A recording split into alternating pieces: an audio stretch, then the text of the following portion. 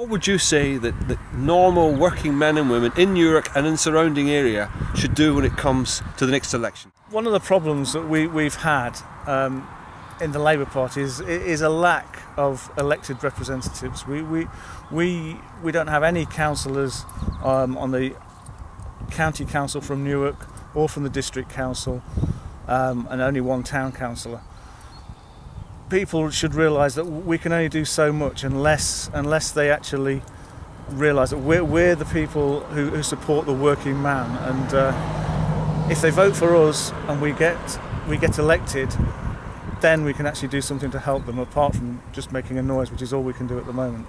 So do you think Newark Labour Party is the best party to actually provide that leadership that local people need? It's the only party to do that. I mean, there are minority parties who try and get behind situations like this and take advantage of it, such as UKIP or the BNP, but those people are extremists really, and they're at the margins of politics. They've got no chance of being elected. They've got no chance of getting real power and a real say, and the Labour Party is the only people that can support the working man.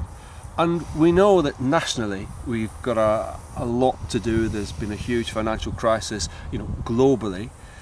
Do you think that the Labour government has done the right thing for us to turn around this recession and take us forward into a more prosperous future?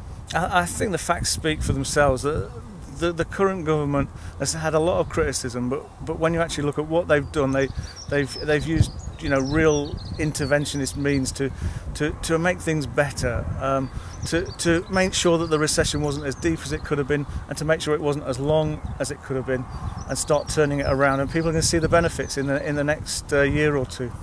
So what would you say to people watching this clip that might be reluctant to come out and vote, don't feel particularly strong about any issues? What would you say to encourage them to come out and place their mark?